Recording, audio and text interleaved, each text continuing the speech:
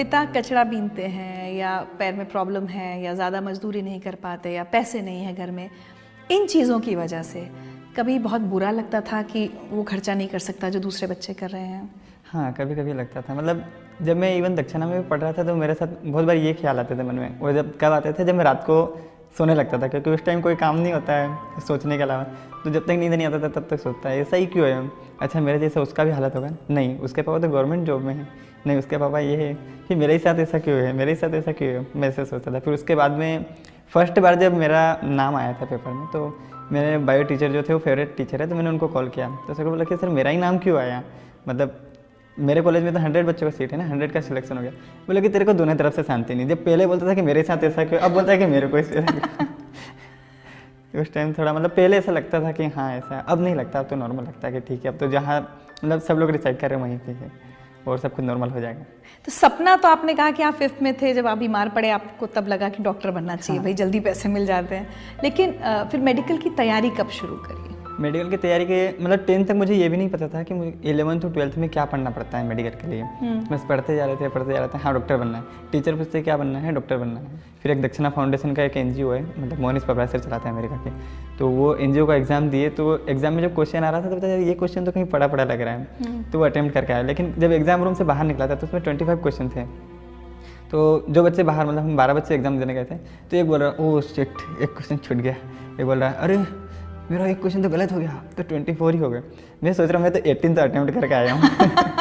उसमें से कितने सही है कितने गलत, मैं सोचा अब तो पास होना है ही नहीं। फिर कॉल आया दक्षिणा से कि आपका सिलेक्शन हुआ, आपको ज्वाइन करना है क्या। फिर दक्षिणा में गया, फिर पता चला कि मेरे क्लस्टर रीजन से टोटल, मतलब मेरे ही नवोदय से नहीं, हमारा एक रीजन होता है 7-8 नवोदय का, उस नवोदय से मेरा ही सिलेक्शन था। मतलब पूरे जहाँ एग्जाम देने गए थे उसमें मेरा ही सिलेक्शन था। आप जब ये महंगी महंगी कोचिंग से आए हुए बच्चों को देखते थे तो कभी ये लगता था कि मैं नहीं कर पाऊंगा? हाँ, वही एग्जाम तक लगता है, लेकिन जब रिजल्ट आता था तब लगता है नाटक करते हैं पूरा। वो लोग नाटक करते हैं। हाँ मतलब हाँ, कुछ कुछ लोग जेन्युइन रहते भी हैं, लेकिन इतने सारे लोग में से बहुत सारे तो नाटक करते हैं। क्योंकि मतलब मैं तो जितने को भी देखता हूँ, किसी से पूछो पेपर कैसा गया, मतलब पेपर पूछना इसलिए हो जाता है कि ताकि अपना लग जाए कि पास होंगे कि नहीं होंगे। तो हर कोई यही बोलता है, एक छूट गया, 2 छूट गया। और मेरा ऐसा रहता था कि 1-2 नहीं छूटता, पूरा छूटता 10-12 छूटता था, और उसमें पता नहीं रहता था कितना गलत है कितना सही है, बस अटेम्प्ट करके आना है।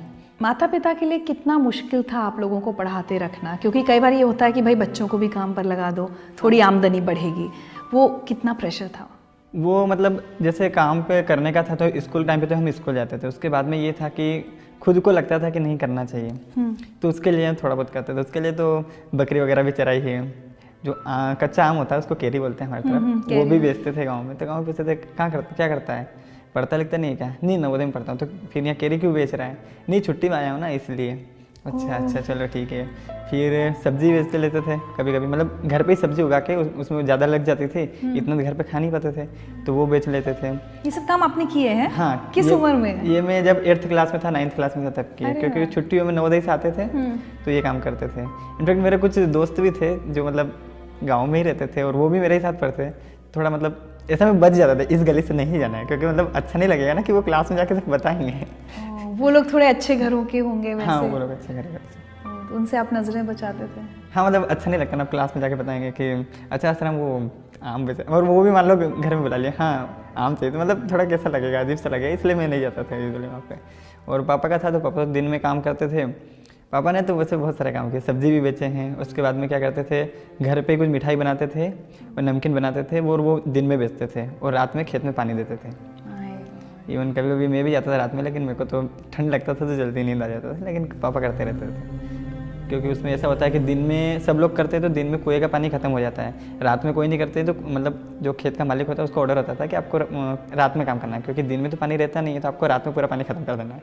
तो दिन रात मेहनत की आपके पिता ने? हाँ, वो तो मतलब ऐसा है कि आमदनी कम थी, और जैसे कि प्राइवेट स्कूल में मैं भी पढ़ रहा हूँ, मेरा छोटा भाई भी पढ़ रहा है, बहन भी पढ़ रही, तीनों पढ़ रहे हैं, तो तीनों को पढ़ाने के लिए इतना वो भी है, घर को भी चलाना।